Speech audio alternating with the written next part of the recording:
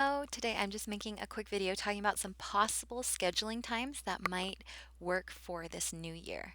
So firstly, I know that this year is crazy and different from any other because of everything going on. And I know that parents are just probably trying to figure out what's going to work for them and for their kids.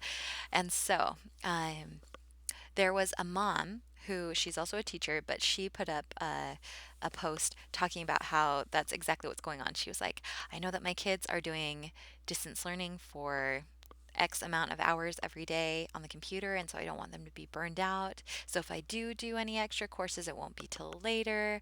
And she's like, we're just kind of seeing how things roll out and how we are okay with things, and then we'll start looking. So right now is kind of a slower time, which I think a lot of teachers are feeling. But some things that I have noticed in my own personal experience is I have some earlier times where I teach some kids from around the world, and those seem to be doing pretty well, especially like Australia's in lockdown and some other places. And so um, I noticed that when I'm teaching those earlier slots, so I'm Mountain Standard Time, and so like 6:30, those have been some good slots for me.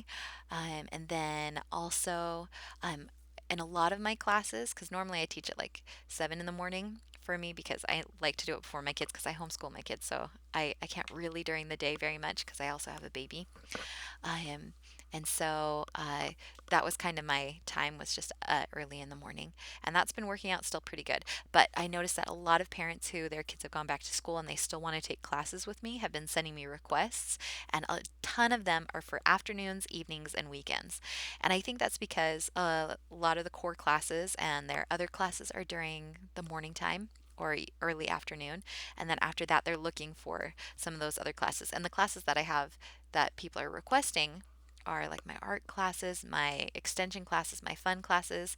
And so I know that Outschool had put out before, like in the mornings, if you have core classes, that's when to offer them, because for those homeschool families and maybe some other people who are wanting to supplement, which doesn't mean you couldn't do core classes later, but this was just an idea of doing core classes more in the morning and then maybe some more of the extension or fun, other type of classes in the afternoons, evenings, and weekends. And I know that that can't work for everybody because you may just not have the availability to teach during that time. But if you are really looking for some time slots that might help you out, those may be some things to try.